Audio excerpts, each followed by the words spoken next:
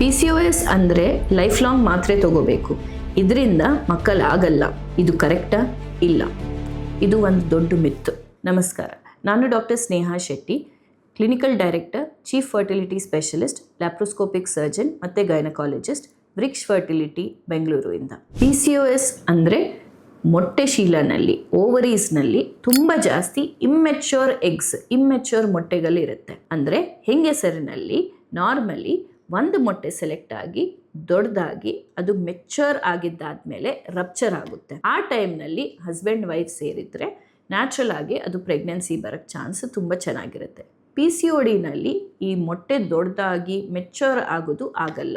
ಇದು ಯಾಕೆ ಅಂದರೆ ಹಾರ್ಮೋನಲ್ ಇಂಬ್ಯಾಲೆನ್ಸಿಂದ ಈ ಸಮಸ್ಯೆ ಅನ್ನೋದು ಇರುತ್ತೆ. ಆದರೆ ಗುಡ್ ನ್ಯೂಸ್ ಏನಂದರೆ PCOD ಅನ್ನೋದು ಕಂಪ್ಲೀಟ್ಲಿ ಮ್ಯಾನೇಜಬಲ್. ಒಳ್ಳೆ ಲೈಫ್ ಸ್ಟೈಲ್ ಚೇಂಜಸ್, ಸ್ವಲ್ಪ ಜನಕ್ಕೆ ಮೆಡಿಸಿನ್ಸ್, ಟ್ಯಾಬ್ಲೆಟ್ಸ್ ಇಲ್ಲ ಇಂಜೆಕ್ಷನ್ಸ್ ಕೊಡಬೇಕಾಗುತ್ತೆ. ಫಾಲಿಕಲ್ಸ್ನ ಟ್ರ್ಯಾಕ್ ಮಾಡ್ತೀವಿ. ಆ ಫಾಲಿಕಲ್ ಟ್ರ್ಯಾಕ್ ಮಾಡಿಬಿಟ್ಟು ಅದು ಕರೆಕ್ಟಾಗಿ ಮೆಚ್ಯೂರ್ ಆಗೋ ಟೈಮ್ನಲ್ಲಿ ನಾವು ಹಸ್ಬೆಂಡ್ ವೈಫ್ಗೆ ನ್ಯಾಚುರಲ್ ಆಗಿ ಟ್ರೈ ಮಾಡೋಕ್ಕೆ ಡೇಟ್ಸ್ ಕೊಡ್ತೀವಿ. ಸ್ವಲ್ಪ ಜನಕ್ಕೆ ತುಂಬ ಸಿವಿಯರ್ ಇದೆ ಅಂದರೆ ಸರ್ಜರಿ ಆಪ್ಷನ್ ಬೇಕಾಗುತ್ತೆ, ಆರ್ ಫರ್ಟಿಲಿಟಿ ಟ್ರೀಟ್ಮೆಂಟ್ಸ್, IUI ಇಲ್ಲ IVF ಟ್ರೀಟ್ಮೆಂಟ್ನು ಕೊಡಬೇಕಾಗುತ್ತೆ.